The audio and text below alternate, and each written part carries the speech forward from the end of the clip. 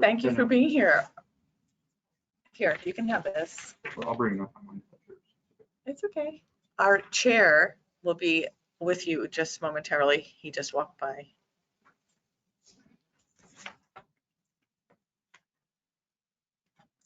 Everyone else mute yourselves, please.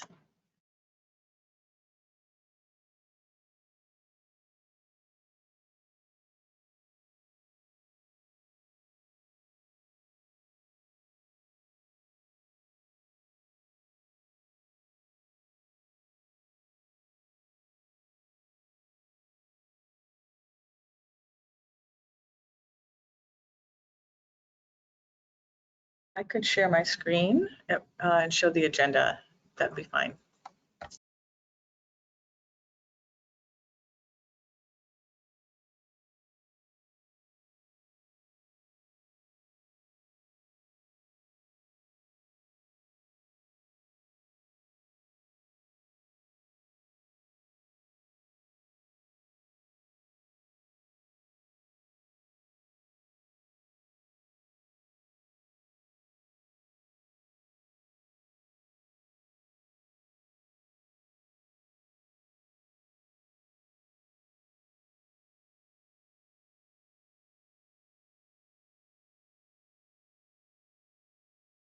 All right, I just unmuted myself, so I guess I'll just do a general check to.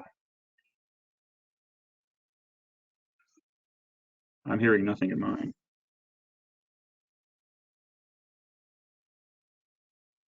We can hear you. Okay, bear with me a second. I think I need to set my speakers. I can't hear myself, which isn't necessarily a bad thing.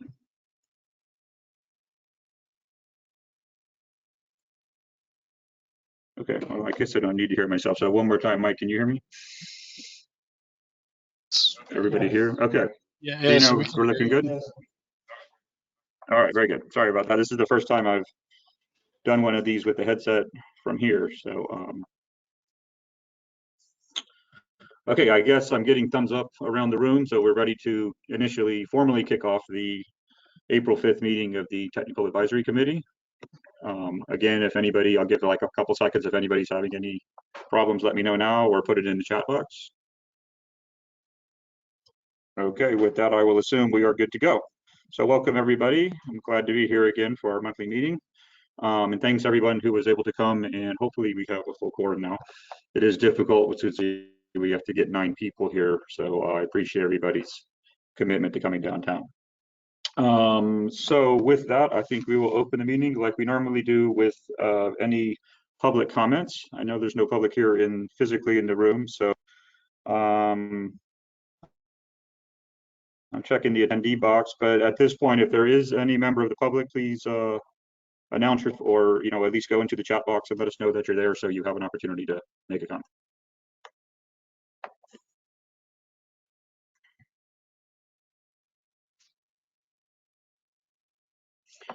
Couple more seconds. Any members of the public that would like to speak? Okay, with that, I assume there are none. I heard a little interference, but again, if there is anyone, just please make a note in the chat box, and then we can come back and address it. So next item up is the approval of the minutes.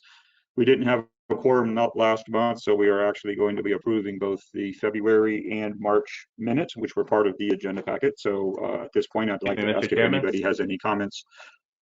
Yes. Before we move to the first action item, could Ms. Torres do the roll call to establish a quorum? Oh, okay, sure. So I have the list Gina, here. are you handling the roll call? Okay, thanks. Can you hear me okay, guys? Because there is a little lag when you speak, Jeff. So I'm going to talk low because it sounds funny. And I guess we're going to get some feedback as you answer, but please mute and unmute. And I can see them here, but I guess I need to do this out loud, right, for the court reporter. So Jay Collins is here, and I don't think his computer is working yet. Do we have Danny Jorgensen or John Marsh? Danny's here. Julie Ham or Mark Hudson? Mark Hudson is present. Jonathan Scott or Melanie Calloway, Jonathan Scott is present. Nicole McCleary, I'm here. Tony Garcia, I am here. Jeff Sims, Mike Williams, I'm here. Gina Evans, Here. Leland Dykes or John Patrick, This is Leland. I'm here. Ana Quinones, Amber Dickish, Matt Pleasant,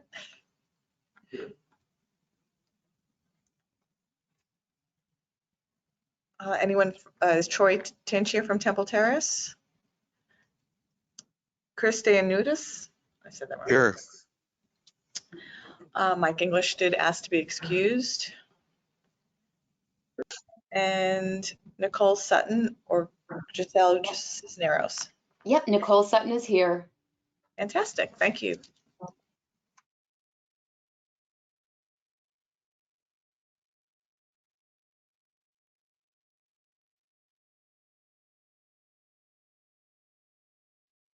Okay, all right, thank you, Gina. Kind of, my computer is moving a little bit slow. Is there a protocol? I don't know if there's a requirement. You can turn it off if you need to. Okay, so after we do this.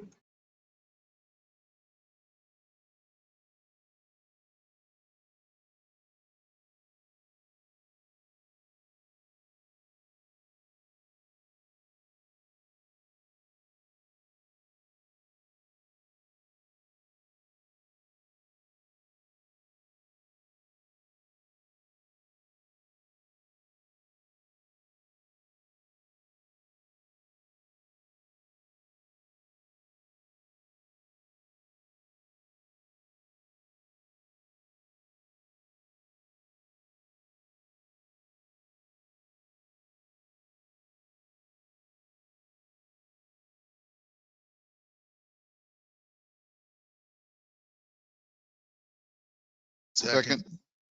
Chris DeNantis with T-Barta. Hi.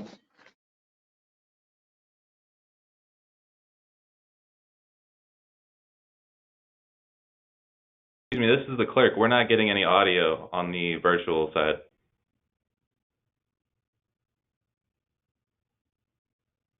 So Priya, do you think that's because of Jeff's computer? Your audio is good. For everybody, once we've established it, because I know that slowed down some of the other meetings. Typically, we have asked people to turn off their video.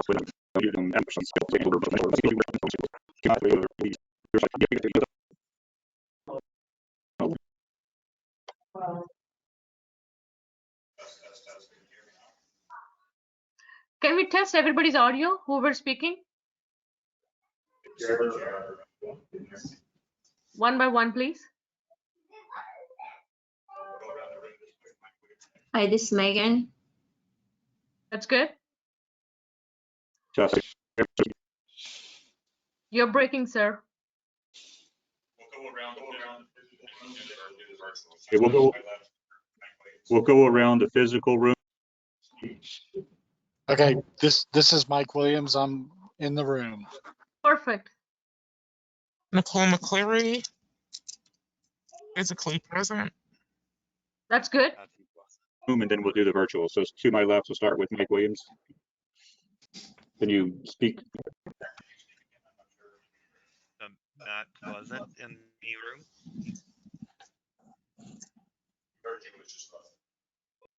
This is Ana Quinones. I'm in the room. Cool. That's perfect. This is Tony Garcia. I'm in the room. Matt, could you speak again? I'm not sure you could be heard.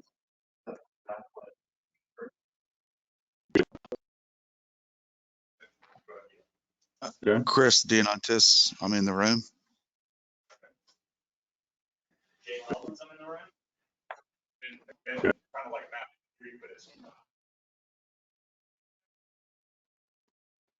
We're having trouble hearing Jay.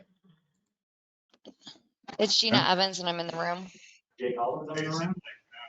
Yeah, again, kind of like Matt, I could hear you, but okay, it seemed like Matt and Jay were.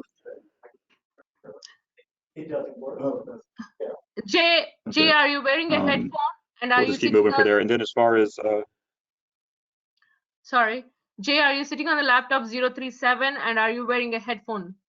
He's at 035 and he doesn't have his headphones on because Please. his computer isn't working. Please sit on 037 and wear a headphone and speak and let's hear it. It shouldn't be a problem when he wears a headphone. I just looks good. Thank you. Who else is having an issue? I can hear Jay. Say one more time. Testing. Can you hear me now? Yes, I can hear Jay. Say one more time. Can you just say test? Testing. Yes. Matt, can you one more time? I can't hear anybody else that would test. Check. You can't hear me when I speak? It might be the setting in the. Okay, we're troubleshooting here. Hang on. Testing. This is Matt. Can you hear me? Okay, that's good. So I think everybody in the room, with the exception of Jay's volume and his headphone, which we might be addressing. And then, no, still not getting Matt, Jay. Okay, we'll keep working on that. Virtually, I lost my connection here, but I know Megan checked in. Is there, who else is online virtually? Could you please check in? This is Nicole. This is Nicole Sutton. Can you hear me? Yes, that's perfect. Nicole, your voice is perfect. Okay, thank you, Nicole.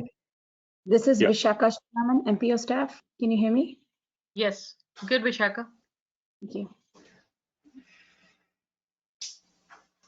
This is Leland Dykes with Hillsborough County staff. Can you hear me?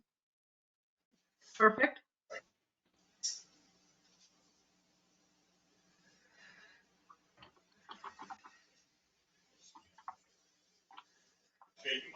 I can. Is there anyone else virtual that does not? Jay, you might need to change your. Is there anyone else virtual that has not checked in? Jay, you might need to change your setting from microphone to on speakers. I don't know. I'm just guessing. Gina mentioned that this system right here is having issues. Okay. So it may have some of it working, but not all of it. So I'm just on that. Okay. If you can hear it, then that's good. And if we're having a miscommunication during any other talk, we can square it out. All right. So I think everybody's checked in. Unfortunately, I lost the launcher, so I won't be able to see if there's any chat box comments or anything. But I think I have enough with the agenda to be able to keep the meeting moving forward. So apologize for all the technical difficulties. But with that, unless I hear anything other, we'll go with the first item, which is the TIP amendment for the I-4 frame project. Mr. Chairman, the vote for the approval of minutes was not on the record. The motion or the vote, neither of them came through. Okay, we had, can we repeat the motion for the approval of the both minutes? I believe Nicole made the motion. Motion to approve the minutes by Nicole McCleary. This is Nicole Sutton, my second. Second by Chris Dinantis-DiBarda. Okay, all in favor, say aye. Aye. Any opposed? Okay, so I guess that part wasn't audible prior, so I appreciate that. So again, we apologize. So with that, if anybody, just before I ask if anybody's overseeing my terminal, if you could see if I could get up, because I'm not seeing the slides or anything that are coming up. I've lost all connection, but I can still hear everyone. So go ahead and move forward with the action item for the TIP amendment for the I-4 frame project. Yeah, if you'll make Gina the presenter, I will share my screen. I'll start the PowerPoint.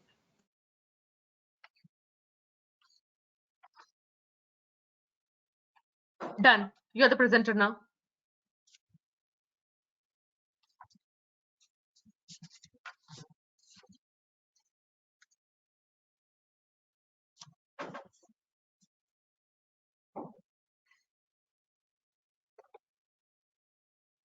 Okay, go ahead, Megan.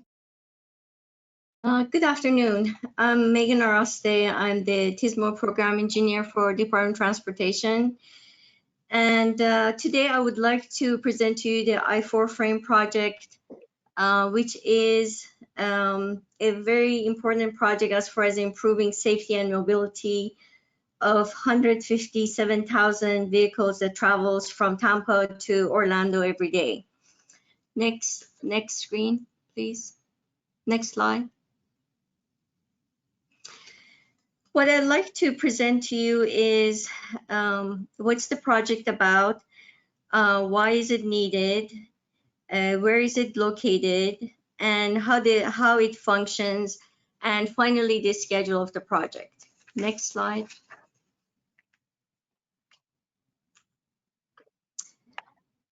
Department's vision is to promote safety, mobility, and innovation, and this is exactly what this project does.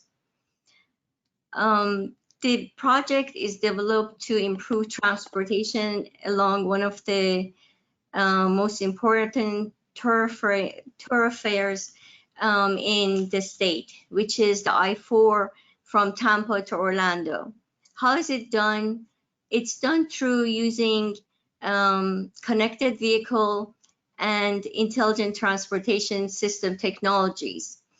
And these technologies leverage the vehicle-to infrastructure and vehicle-to-vehicle technologies to reduce crashes and improve mobility. Next slide.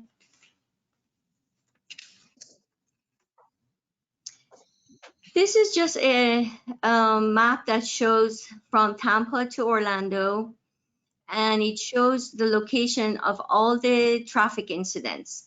As you see, there are a lot of red areas. And it's important to keep that in mind, especially that a lot of these incidents, to clear them, it takes time. So if any of us were traveling this route, if there's an incident and there's a backup, we always think that it would be good to have the information for primary and secondary routes that could get us to our destination quicker, and also reduce the congestion on I-4. Next slide.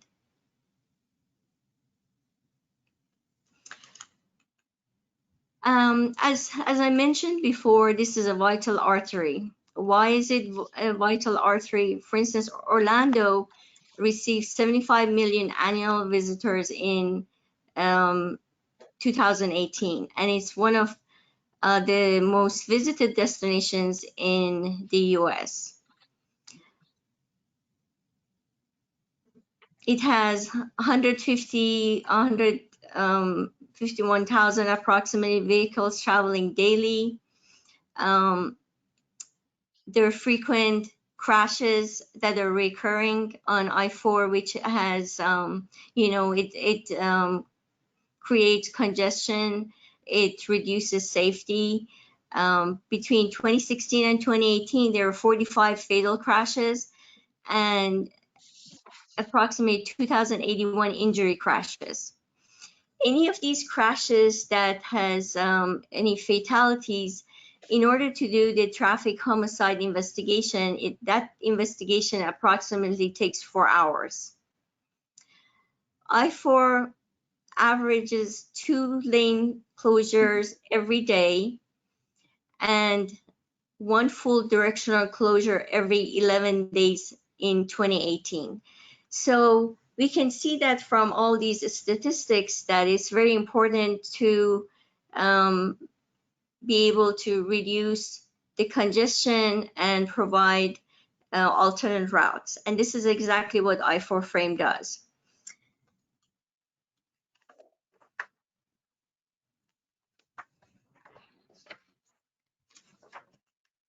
Now, where is the I-4 frame project and what does it include? It includes installing roadside units along 77 miles of I-4. It has over 200 miles of other limited access facilities, state roadway, and some non-state roadway, which includes 381 signals, and it will include installing advanced transportation controllers, ATCs, roadside units, RSUs, CCTV cameras, and Bluetooth detectors. Next slide.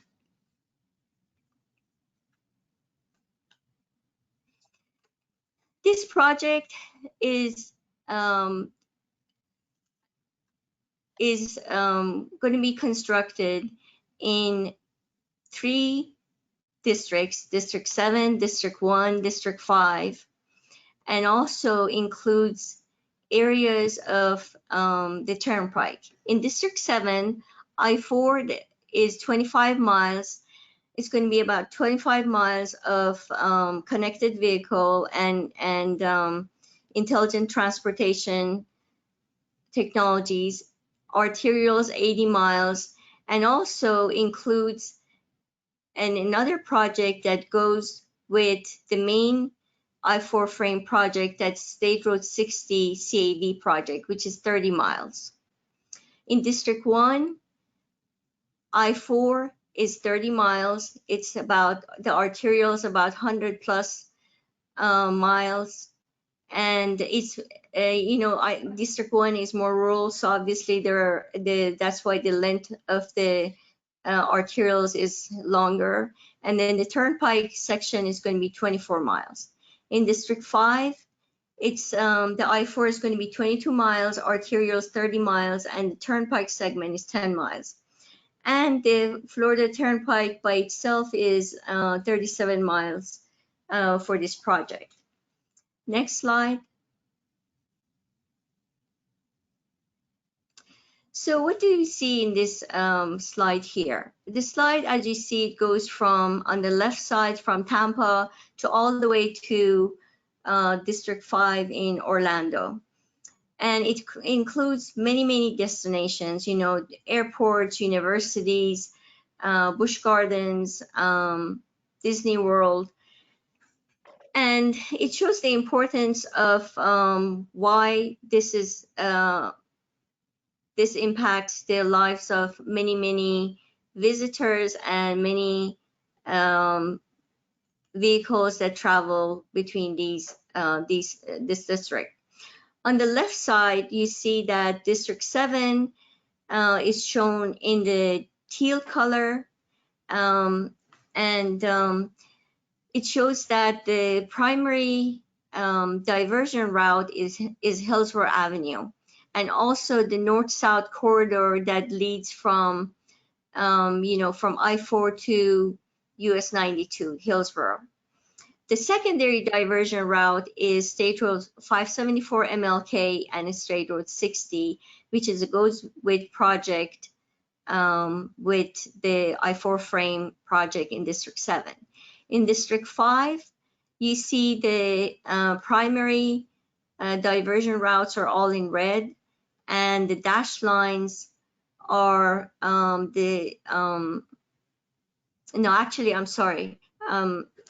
the District 1 primary routes are in red, and the secondary routes are in dashed red. And that's the second project that will be part of the I-4 frame. And the last one that I want to share with you is District 5. And the primary routes are the solid blue, and the secondary routes are the dash blue.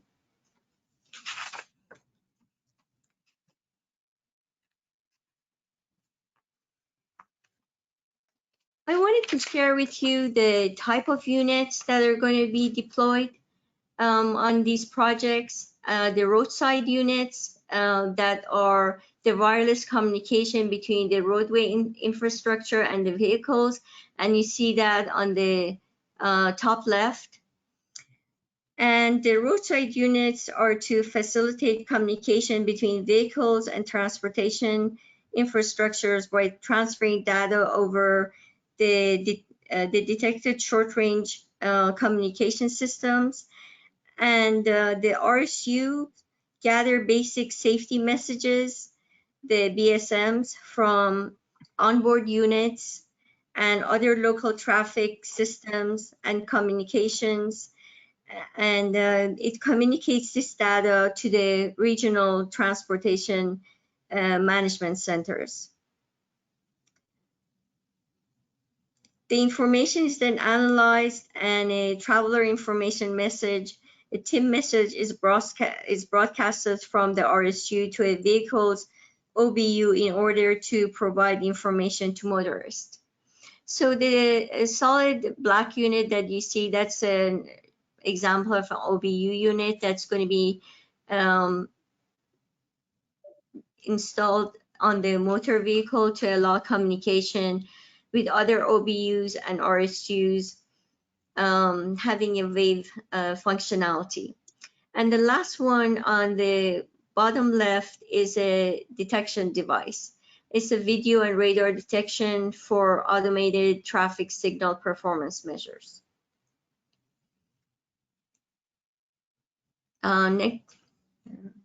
Next slide.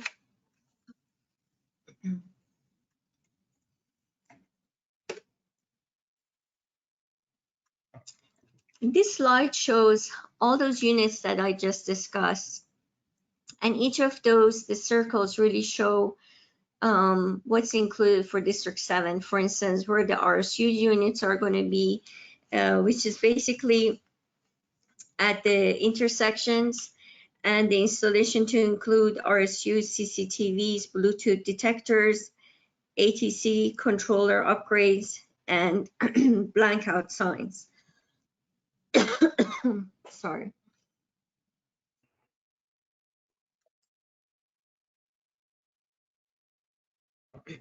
Fighting the cold. So basically the RSUs could be every mile, and the frequency of all these units are different based on the need of the roadway. We also will be coordinating our project with TIA, the Hillsborough, the Tampa Hillsborough Expressway Authority, and City of Tampa ATMS project. Now the last, not the last slide, but this slide shows the benefits of what I-4 frame brings to the citizens and the travelers, and all the, the stakeholders in this area. The traffic incident management, the RSU would broadcast traffic incident to the OBU units, and it provides a, it provides and sends back messages to the vehicles. The speed harmonization, it helps with vehicle speed advisories to warn drivers to reduce their speed, and it minimizes and avoids the rear end collisions. The wrong way driving, which many of you have heard these days, it's very important as far as how this functions. This project will be implementing wrong way driving from a connected vehicle standpoint, and also from a supplementary secondary system standpoint. As far as the connected vehicle, it will be able to standpoint the onboard unit with the RSU units, and it will broadcast the message. And with this, it gives the drivers an option that the wrong way driving is ahead, and it gives them an option of what decision they like to make at that point. The secondary system is, and you probably have seen many of these devices on the off-ramps on the interstate right now on I-275, I-75, and I-4. And it's technology-based signs that says wrong way driving, and it, as soon as the system is it broadcasts the message, that it triggers the wrong way driving on a ramp, that the wrong way signs will then light up, and this will hopefully gets the attention of the driver, which is going through, doing the wrong way driving, and makes them to turn around. And we have seen that this is effective as far as monitoring the wrong way driving signs that are out there currently. As far as the work zone, again, these are construction incidents that cause backup and or, for instance, hazards that are related to weather condition. It broadcasts this information and the drivers get notified. As far as I will discuss the next one that I'm going to bring up is the freight management. And with the freight management, as far as the safety, it gives the ability to, as far as the signal timing, for instance, is if a truck is going through an intersection and it hasn't gone through all the way and it might create an accident, it delays the signal, hence allows the freight or allows the it to go through, hence minimizing the traffic incidents. And also it can provide other information, for instance, free parking at the rest areas. The last one is the freight management that we talked about, but also I want to talk about the predictive analytic, which is not part of this project, but it's still being developed, and it's being developed outside of this project. And it's regarding being having the information from the existing roadway as far as where the incidents are and where the congestions are, the historical information, and using this information to provide locations for potential areas that we can provide information to the drivers as far as where they need to be careful as far as possibility of historical accidents or congestion. Next slide.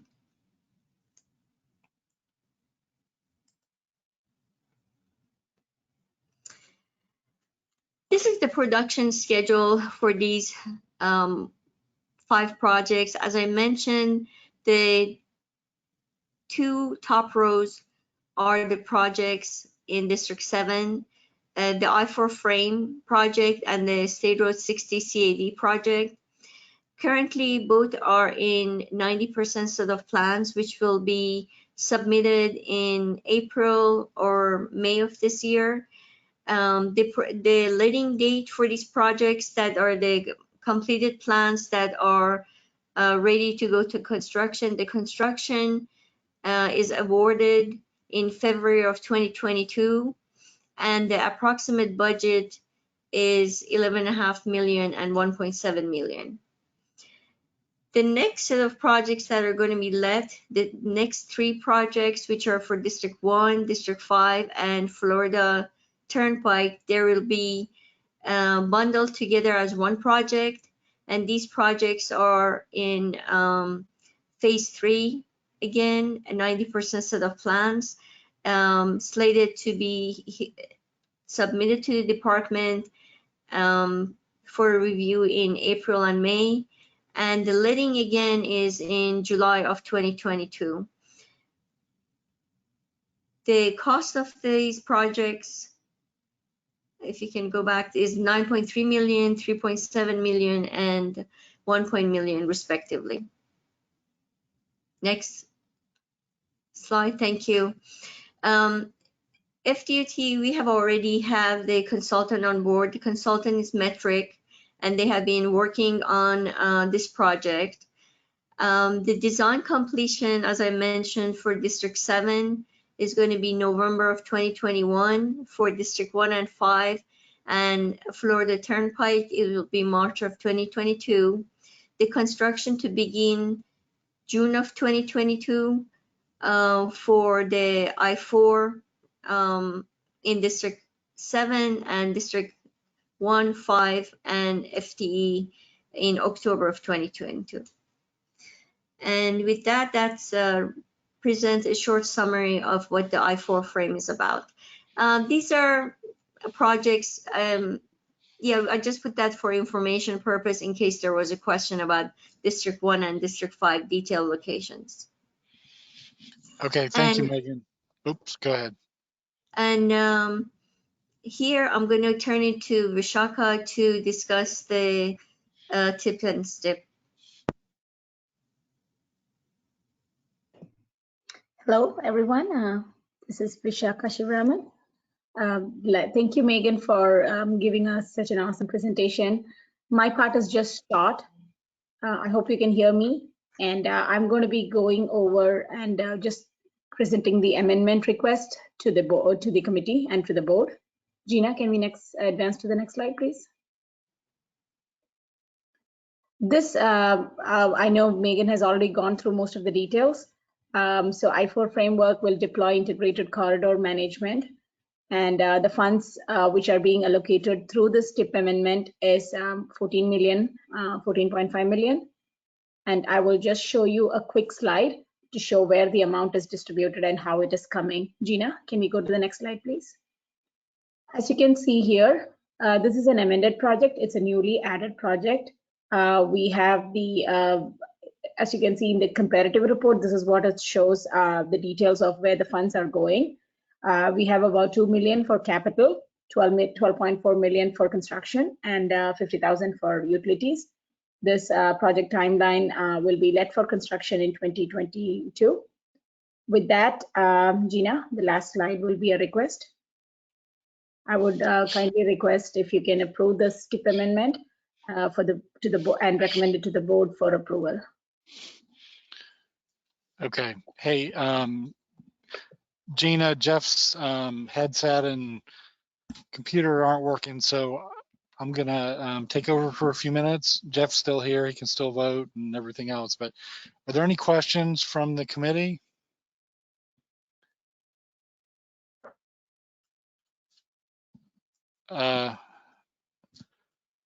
Nicole, sorry. That's okay. Hey, I just have a general question, Megan. For the diversion route in District 7, do you have an approximate time that if someone was taking that specific part of the diversion, how long it would take versus regular travel? Just kind of curious. Actually, let me, Jessica Knox and Dale Cody are here from me from Metric, and I would see if they can they chime in as far as if they can't, then I will provide you that the response to that question. I don't right now as far as the travel time, but I don't know if Dale or Jessica, you can chime in.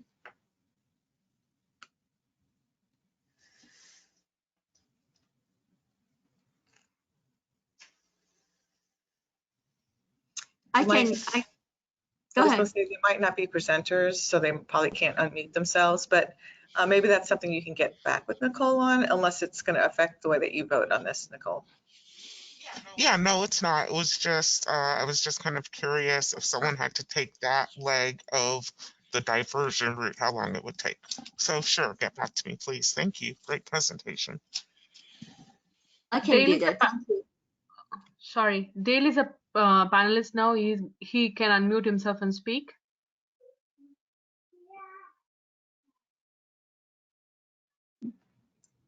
Dale, I was wondering, have you done any analysis that shows, for instance, in order to, let's say if there's a congestion on I-4 and, you know, the primary diversion route is Hillsborough, how long does it take to get to those routes, and what's the time saving versus if you're still on I-4?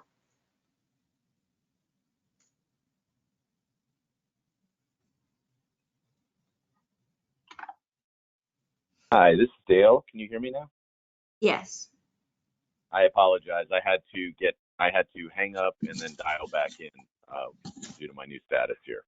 All right. So with regards to the diversion route, that's going to vary substantially by time of day.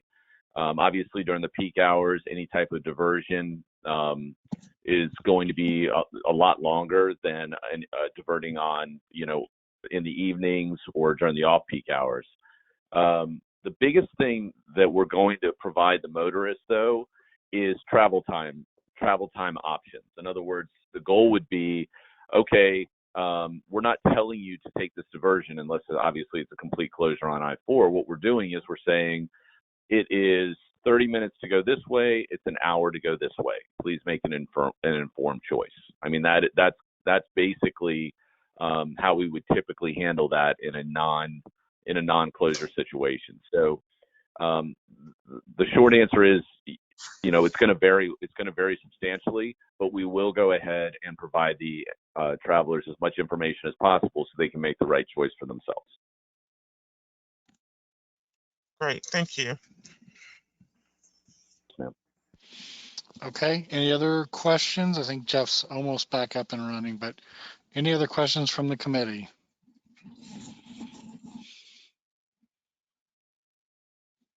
Okay, seeing none, can we have a motion?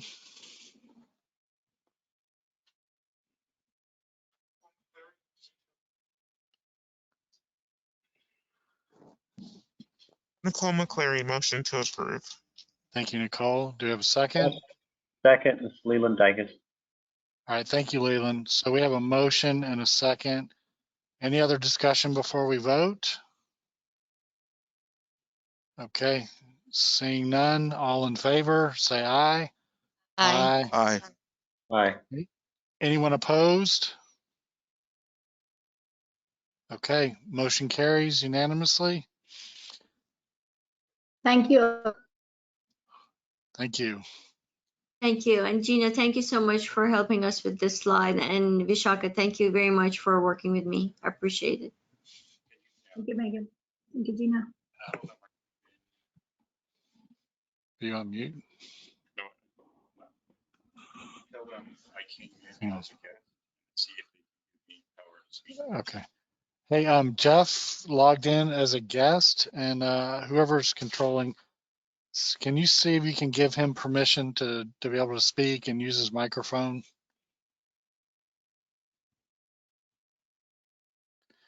And while you're working on that, maybe if we could move on to the next item, which is a clutter equity needs assessment. And I believe Christine Williams is here to speak to that. She is, and if she could be made the presenter, she's going to do her own, advance her own slides. Okay, this is Jeff. Before she starts speaking, can you hear me? Okay, so sorry about that. My other computer it just failed. So appreciate it, and we can move forward with the next presentation.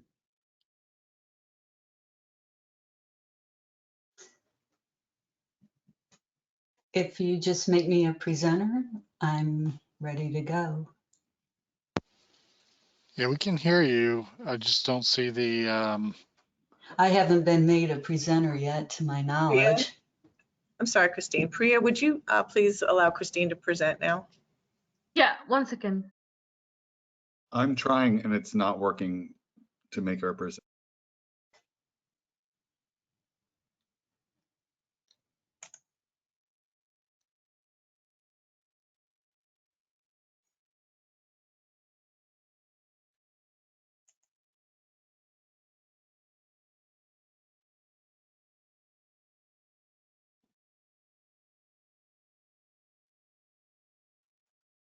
Christine, can you present Yes. now? Okay. Okay, I'm just going to turn on my, let's see. Are you seeing my notes view or are you seeing my full screen? Initially, I saw full screen. Now I see notes. And it's fine this way unless you don't like it. Sorry, well, not you really just, notes. Just, yeah, I see notes. you just, here we go. I'll just switch presenter view. You okay now? You seen the full view? Yes, it looks great. Good deal. Good deal. Okay, let me just back up for a moment here. So I'm going to talk today about the Equity Toolkit, which was a project that we did in collaboration with MPO staff, and also that was funded by the Center for Transportation Equity Decisions and Dollars, which is a university transportation center for USDOT. And the toolkit is basically a resource for transportation planning agencies and the communities you work with to advance equity. And it includes 2 equity-based processes, needs assessment and project prioritization. So this is a framework for advancing equity in those processes. And it also includes a number of resources in addition to 2 tools that we developed to kind of fill the gap. One of those was basically a survey-based audit tool. Another was a project prioritization scorecard. And of course, having community engagement throughout each process is critically important. So let me talk about part 1 briefly, and that's the needs assessment. And obviously from this image, you can see that there's a need here. And that need may be more than just a sidewalk, and by involving the community, we could find out more about it. So our process basically involves collecting socio-demographic and economic data on the community to identify the underserved communities and other sorts of data as well from the census. And then using that to identify where are the various communities of concern. Now for the toolkit, we use different terminologies, but it's really emphasizing communities that have traditionally been underserved by our transportation planning process. For the mapping and assessment, we use communities of concern to broaden that conversation. So obviously GIS is a great tool for that. We can identify and visually represent where those areas are that have a higher proportion of different communities of concern. And usually we use a threshold method. More than 2 standard deviations beyond the average is how we did it in Hillsborough. Also involving the community to help define the boundaries of their community is another activity. And then inventorying and assessing the mobility needs in those areas, collecting all kinds of information that we do as transportation planners. We're all familiar with that, to determine, what are the travel patterns in the area, what modes are used, what's there now, what are the assets, what are some of the proposed projects and services that are coming in, and using GIS tools and other methods to basically identify where are those located and what are some of the issues associated with them. Here you can see we overlaid some of the inventory maps onto our map of the community, as well as where are the essential destinations in the community, where are the crashes occurring, the bicycle pedestrian crashes, where is the transit system running, and so forth. But also kind of doing those targeted field studies to learn more. And when we did it, we were building on the university area in Tampa as an example. And we also pulled in some information from other studies like the Harvest Hope Park Pedestrian Bicycle Safety Study, who also did a combination of techniques, including a lighting analysis to determine what was going on in the area. Involving the community in a deliberate way must be handled throughout the planning process. And so we're going to identify and involve people from the community early on in the needs assessment to help focus the analysis and tailor those techniques for the community. But I think one of the things we want to see with the toolkit and with these efforts is to basically empower the community to solve their own problems through capacity building, through a combination of methods of informing, consulting, engaging, obviously through our typical methods, but also collaborating on what the solutions might be, and training and capacity building so that there be leaders in the community that can work with us in the future. So the transportation equity audit tool is one of the ways to involve community members in that audit process and needs assessment. And the toolkit is a survey-based, it's this equity audit tool survey-based. It can be completed by agency staff in collaboration with the community, or community organizers can help get it done with community members.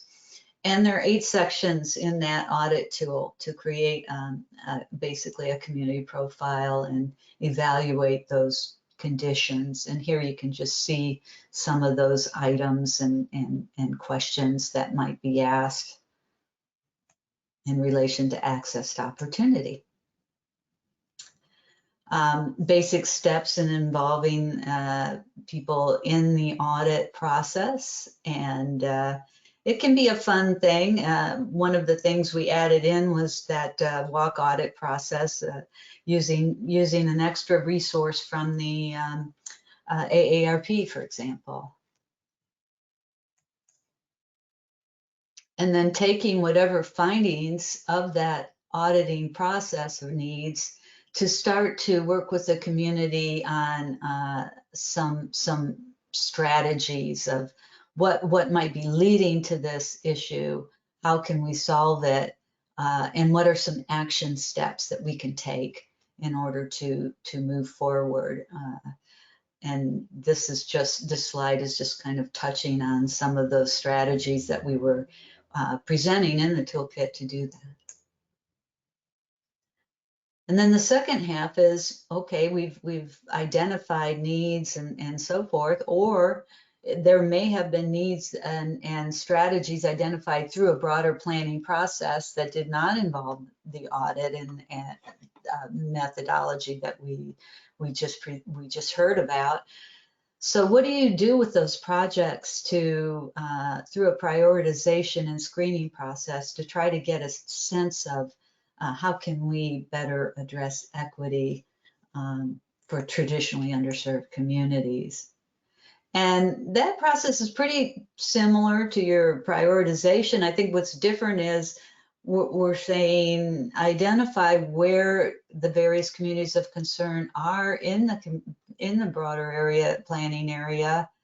Where are there higher concentrations of people who have been underserved? And then we provided a scoring system and methods that could also be adapted and modified by agency depending on any policies or priorities that you may have related to equity, prior to kind of evaluating and screening the projects against that system and then ranking and selecting them. It might also give you some sense of just what could we do to modify some of the projects that we have, rather than simply just prioritizing them, but also just kind of a screening technique. And this is an example of the tool. It's somewhat automated. We also have a non-automated version. And you input your information on the project. What is the project name and title and so forth, and go through a series of questions related to that project to determine how it ranks on some of these various topics related to equities, such as access to opportunity, health and environment, safety, affordability, mobility, and burdens. And hopefully you can see all of this, but it's a little busy. But these are the categories, the factors, and then some of the criteria that relate to those. For example, mobility, active transportation. Does the project include construction or improvement of sidewalks? Does it improve transit service, including access and so forth? Or does it pose certain burdens on the community? And we have basic and advanced methods to address those questions, as well as a simple scoring system based on the relative concentration of communities of concern in proximity to the project itself. So if there are no communities of concern, it's really not an issue in that area. But if there's a high concentration of communities of concern, then what are the methods that are being used to support their needs? And negative scores are used when evaluating burdens. So this is just an example of a simple approach. Does the project improve or expand biped facilities? Yes or no? It would have different scores depending upon whether it was a high concentration of community of concern in the area. And it might get an extra weight if it was seen to have a high impact. And so, and how you weight those could be based on your own preferences. We just used a simple 2 to weight everything for the purposes of the toolkit. So for example, if it's just a sidewalk connection, it might just be a yes, but if it's a new protected bicycle facility or shared use path, that might be a higher impact project for the community. And then the scorecard itself, when you apply it, basically anytime you're trying to evaluate a group of projects and screen them in relation to equity, and it might involve moving projects from a needs to a cost affordable list in relation to the long range plan, or selecting projects for funding in the CHIP, or even just evaluating them and considering whether there is more that could be done in relation to equity. Any project plan as part of an initiative or specific agency plan or program, such as Vision Zero, Complete Streets, or Transportation Disadvantaged. And then it might have a group of projects you're considering that best advance to advance an equity plan or policy. So these are just some of the ideas. The toolkit will be out in, let me just, toolkit is basically, we're wrapping it up now. We're going to submit it to CTED, and then it'll be ready, I think, for the public in May. So that is a very quick overview of the toolkit.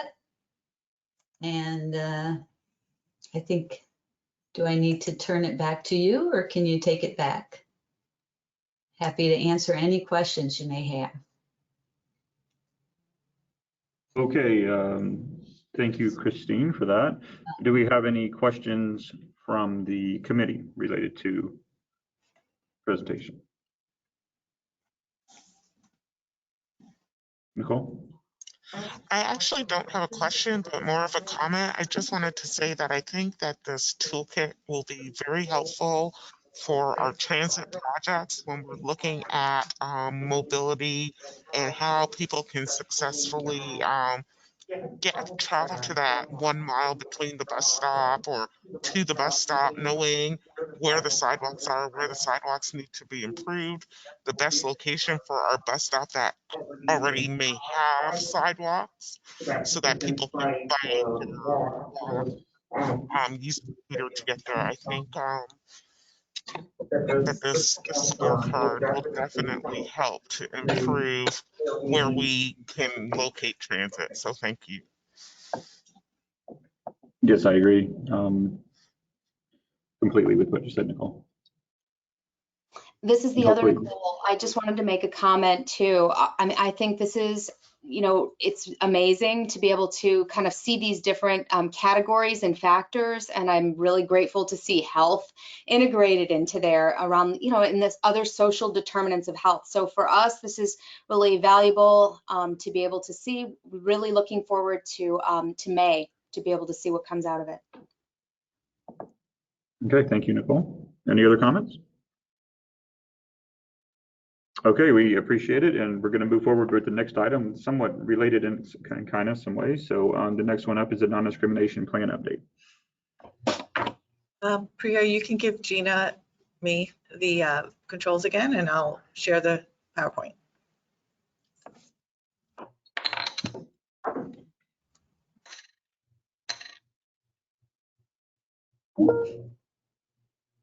Done.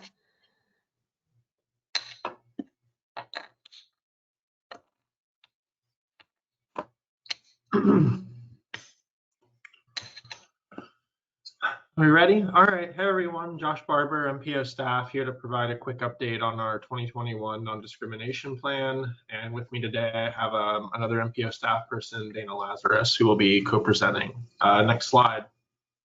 We're going to go kind of quick. I know we're hitting a time constraint, so just to give a little bit of a background, the MPO's last Title VI and non-discrimination plan was adopted in March of 2018. An update every 3 years is considered best practice. And this document really demonstrates our compliance with federal civil rights legislation.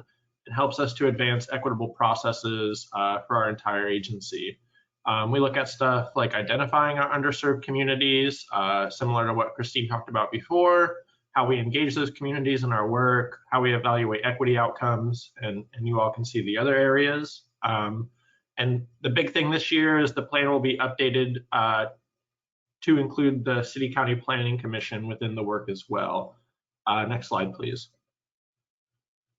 A quick overview of federal civil rights legislation. Federal law requires agencies that receive federal funds to ensure non-discrimination in the provision of our activities. The groups covered include along the basis of race, ethnicity, color, national origin, income, ability, and you all can see the rest. This all comes straight down from acts such as the 1964 Civil Rights Act, the ADA, Section 504 of the Rehabilitation Act, and others. Next slide, please. A quick overview of our scope of our work. This is something that we did collaboratively as staff and kind of expands upon the last plan. One of the big things was defining equity for the agency or coming up with a framework for equity. We looked at the history of racism and planning policy in Hillsborough County. We did our community mapping. We did a self-evaluation of the work that the MPO and the Planning Commission are currently doing and how that incorporates equity. We had a public engagement task, which Dana will be talking about, and we also have a set of recommendations that will be coming out of the plan. Next slide, please. So I want to talk a little bit about how planning got us here. And if you attended the policy committee meeting for the last MPO board, I gave a long presentation on how planning got us here. But a major component of our equity work this year is examining how racism and planning in Hillsborough County evolved and changed over the 60 years from about 1900 to 1970. It includes local, state, national politics, public and private housing. We looked at the historic comprehensive and zoning plans. We looked at urban renewal. We looked at highway construction and a lot of other areas. Next slide, please. Just a little disclaimer, there are some quotes and images from historical documents that uses bigoted language and depictions that are inappropriate by today's standards, but they are provided in this presentation for accuracy and so that there is no mincing of words about what these actual policies were. Next slide, please. Public and private housing, and the report that'll be coming out in the summer, you'll find an overview of deed restrictions, specifically racially restrictive covenants. You'll find an overview of public housing projects in Hillsborough County. You'll find an overview of the Homeowners Loan Corporation maps or the security maps. So that's kind of an overview of that. Next slide.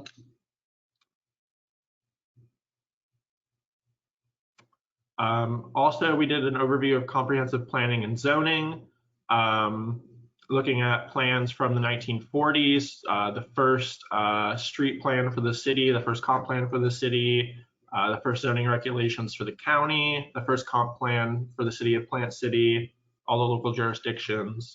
Next slide, please. And I don't want to spend too much time going over the history. I definitely recommend anyone who is interested to review the presentation that was given at the policy committee last month. But here are some quotes from Tampa's 1941 major street plan. And the map on the right shows essentially primarily Black neighborhoods in the city in 1941. And you see language about clearing up what are called slum areas in the city through highway construction, and also policy directives relating to the areas identified in the map to the right. Next slide, please. The zoning plan from 1942 builds upon the 1941 major street plan.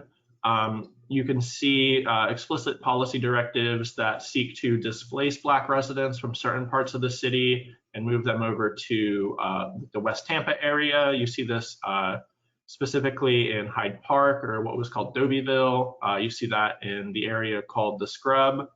And the plan also contains other very racially explicit policies. Next slide, please. And same thing with the 1945 comp plan, some strong language regarding the Scrub, calling it a cancerous infection, a source of crimes, immorality. So some very charged language in these plans. Next slide.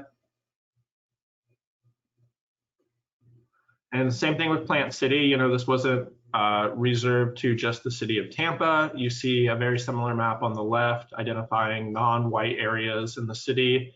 And then the map on the right shows existing schools in the city of Plant City, both white and non-white schools.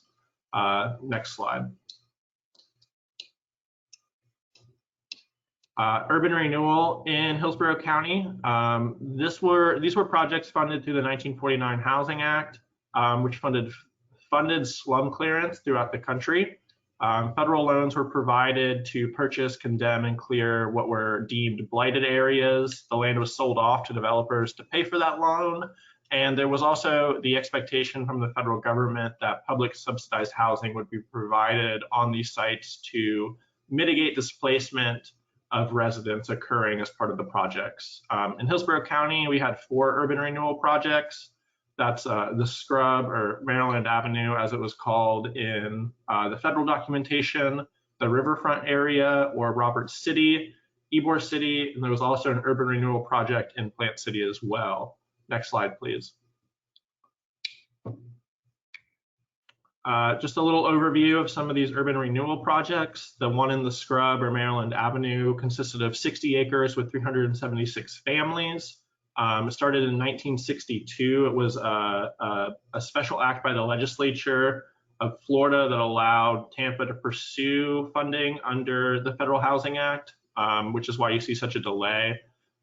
This quote from Robert Saunders when he was the branch president of the NAACP, or the field officer, is very enlightening in terms of the continuation of racially segregated housing in the city, especially after the 1954 Brown versus Board of Education decision. What you see is the city, well after that decision, continued to push for racially segregated housing in public projects, as well as private projects, such as Progress Village. Next slide, please.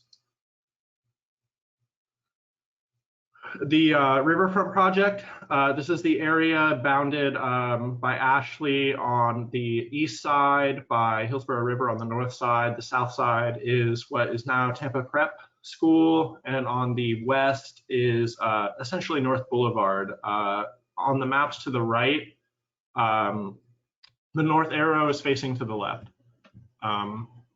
So a 1961 survey of this area showed living here were 10 white families, 670 black families, 97 of which were owner occupied, 176 businesses, and 6 institutions. The area was significantly redeveloped. Land was sold to the University of Tampa, the City of Tampa, which would become the Curtis Hickson Convention Center, as well as the John F. Germany Library, as well as private developers. There was a strong opposition to subsidized public housing on this site, as major players in the city felt that it would be a hindrance to the growth of the central business district. But some subsidized housing was provided in the form of Oakhurst Square, Tampa Presbyterian Village, which is those. Next slide, please. Did you skip one, Gina? The other one was about Ybor City. It provided an overview of what structures were torn down, but I'm happy skipping that. Just a little bit of overview of highway construction in the county. The 1956 Federal Aid Highway Act funded highways throughout the country. You have I-275 and I-4 right at the intersection of downtown Tampa. And then, of course, you had the Southern Crosstown Expressway constructed in the 1970s. And if you recall the 1940 zoning plan, you'll remember that highway construction was used to clear neighborhoods that were deemed slums. And if you'll recall, there was also a policy directive towards removing Black residents out of North Hyde Park. Next slide, please. So the Master Highway Transportation Plan was the final siting of the interstate highway in the city. These are some images from that plan. This is the western portion of I-275 from approximately Armenia Avenue on the left to North Boulevard on the right. Next slide, please. Here's the downtown interchange from the river up to the downtown interchange in the northeast of the photo. Next slide, please. And the western portion of I-4 from Nebraska Avenue until approximately 21st Street. Next slide, please. So some outcomes by the late 1960s I want to go over. We saw really the destruction of major Black and Latin neighborhoods, including Dobyville, Roberts City, the Scrub, Ybor City through urban renewal projects and interstate highway development. You see a policy of explicit racial displacement for the purposes of economic development, especially in the Scrub and Ybor City, and of course Roberts City in attempts to expand the central business district.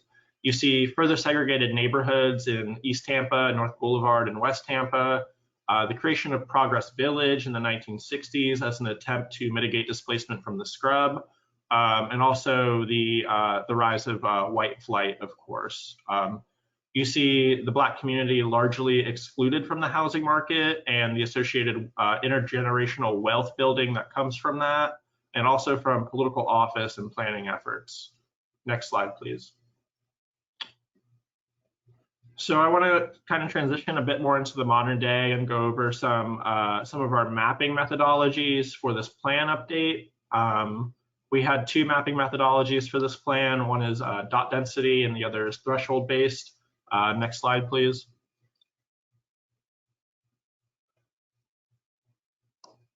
The first methodology is the threshold approach. The best way to understand this is we took all the block groups in Hillsborough County and we ordered them from highest to lowest based on the percentage of a given demographic. In this case, on the left is racial minority groups, on the right is low-income households. And then we cut all of those block groups into fifths. So the top fifth is shown in the darkest color, and the next top fifth is shown in the slightly less dark color. Next slide, please.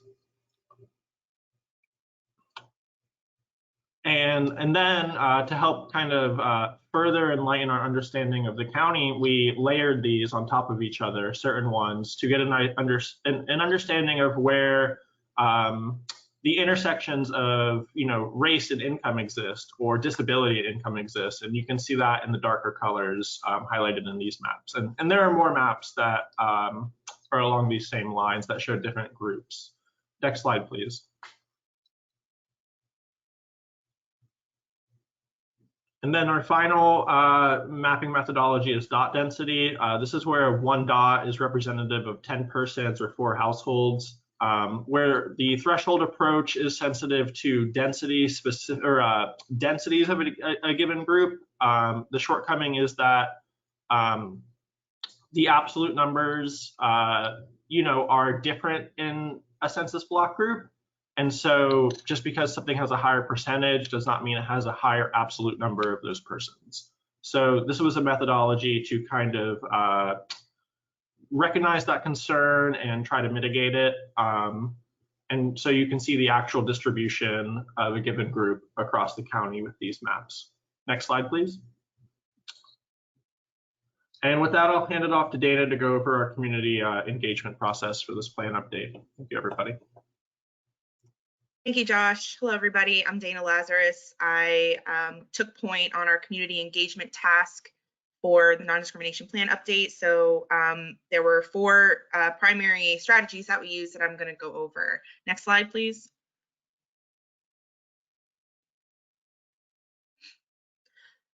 So we kind of, first of all, community leadership is a key component of equity.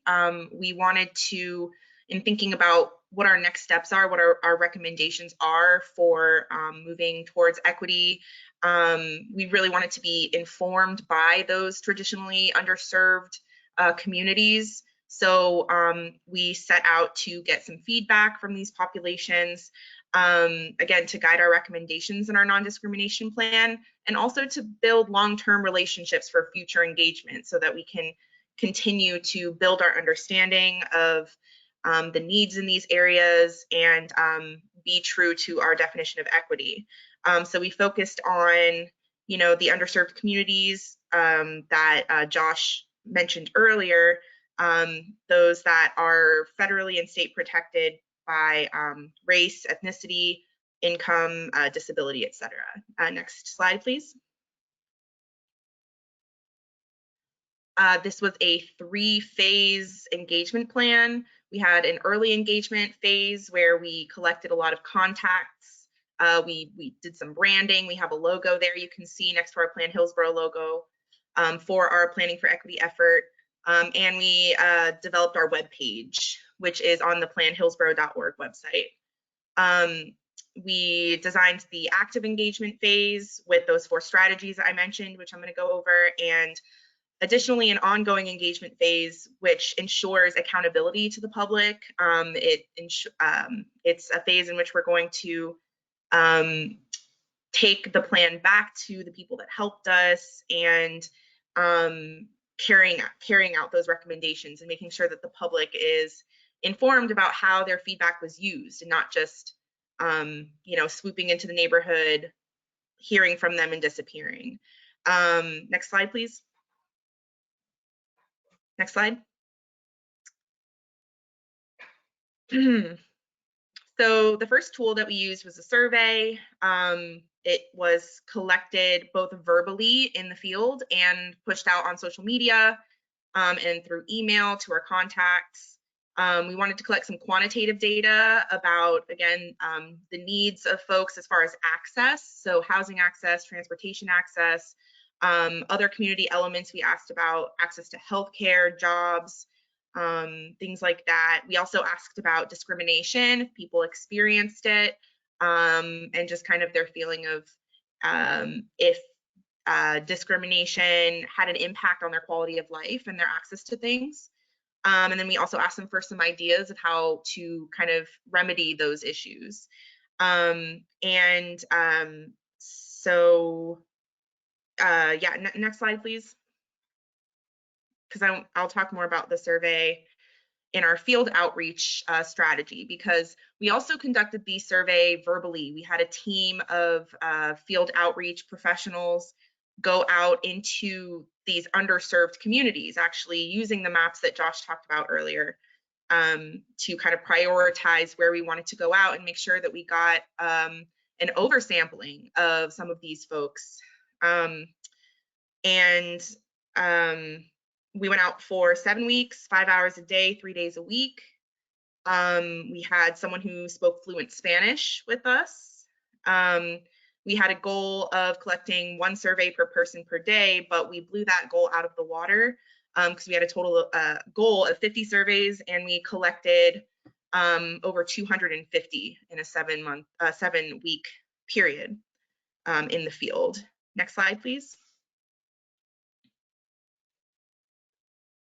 It was really important to do field outreach in this way. It's something that is kind of newer for us to do as an MPO. Going out and meeting people where they're at, is as far as we did do some door knocking.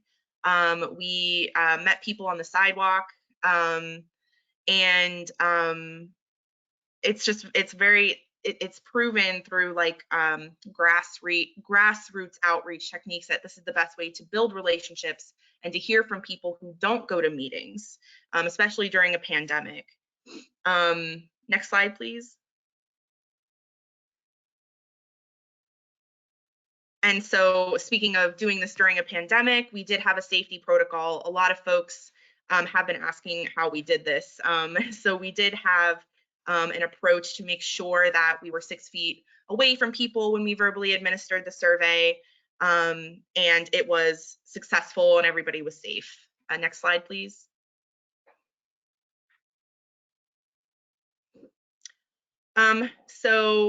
I've kind of gone over 2 strategies: the survey, the field outreach face-to-face. Our third strategy is the storytelling forum. We wanted to have an emphasis on telling stories and hearing people's personal experiences to kind of complement that quantitative data that we collected from the survey. So we collect a lot of stories from folks about their situations and digging a little deeper into solutions. Again, to kind of form those recommendations that are going to go into the plan. This storytelling forum that we had was open to the public. It was on Zoom. We had some fantastic community partners. The Corporation to Develop Communities of Tampa, Metro Inclusive Health, and the Waimama Community Development Corporation helped us out. And next slide, please.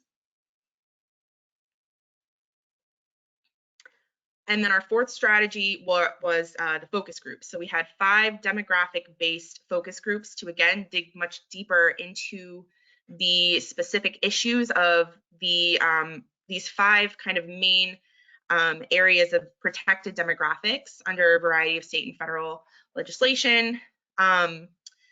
They were 5 to 9 people each, and we had a list of questions, and we dug deeper again into access issues around transportation and housing, other places that people have difficulty accessing, discrimination, and also an emphasis on community engagement and, again, how we can better engage and be led by some people who have traditionally had their voices left out, or as Josh's presentation showed, purposely discriminated against in the past. Next slide, please.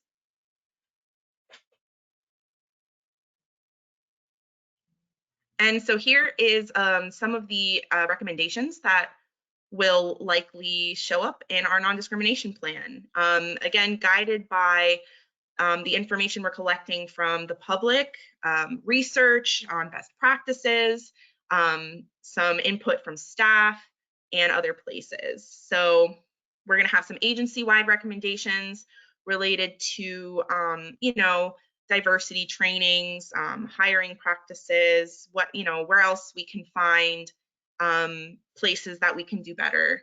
And community engagement, again, that's a big one that we want to look at across the agency. We're going to have some MPO specific recommendations. We're looking at how we can use environmental justice areas to prioritize TIP projects. We are looking at alternative ways to do budgeting, like participatory budgeting, and other things like that, maybe developing new committees or advisory boards or other ways that we can involve the public.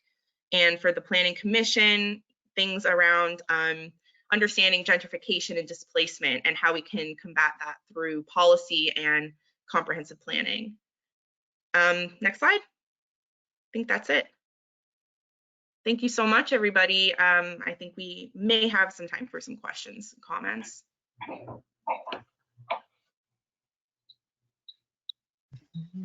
Oh, there we go. All right, thanks both of you, Joshua and Dana. Do we have any comments or questions from the committee? Nicole. Guys, I just have a comment, and I'd like to say thanks to the MPO for actually recognizing that there's an equity issue and trying to address it, research it, figure out a better way. So thank you guys for all your work. Thank you. Thank you, Nicole. I was just going to say the same thing as Nicole. This is great, and I think this is a really big step forward for Tampa and all of transportation. Really appreciate the work that everybody put into it. Thank you. Anyone else? Okay, yeah, so obviously you guys have spent a lot of many hours developing this, and I firsthand can know about outreach and how difficult it can be to acquire meaningful data. So I appreciate all your efforts on acquiring that, and hopefully this is a document that'll continue to evolve and be utilized going forward with the agencies. So thank you very much for that. Thank you. Okay. Moving forward, we have any old business or new business? And I actually have something to bring up under new business if we don't have anyone else this time. Okay, a little background.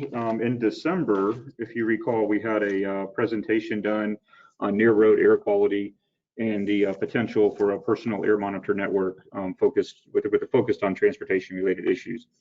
And this presentation was recommended to be given to the board, which it was done last month in March. And they were pretty excited about it. They were pretty excited about it and asked for some collaboration on the next steps moving forward about looking at such a possibility. So I've witnessed some of these conversations, and with that, I'd like to at least pose it out to the committee.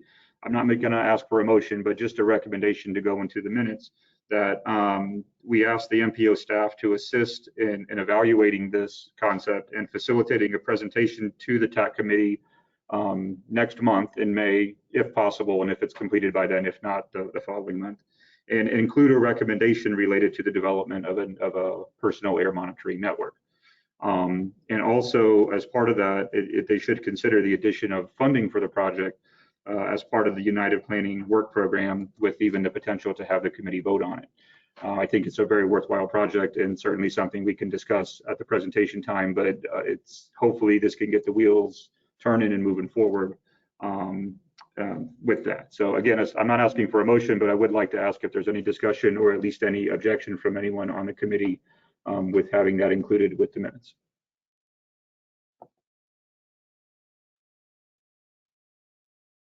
Hearing none, I appreciate the support, and with that, I'd just like to ask to make sure that gets added to the minutes from this meeting. Do we have any other comments from anyone? I think we're nearing the end here. I don't have the date in front of me, the next meeting. I know it should be the first Monday in May, so everybody knows to look for it on their calendar. Gina's feverishly looking.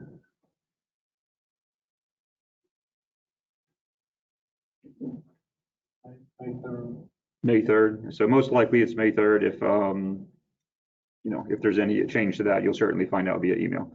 So hearing none other, I guess with that it is confirmed as May 3rd. So with that, we will adjourn the meeting, and thanks again for everybody that was able to come downtown in person. Thank you.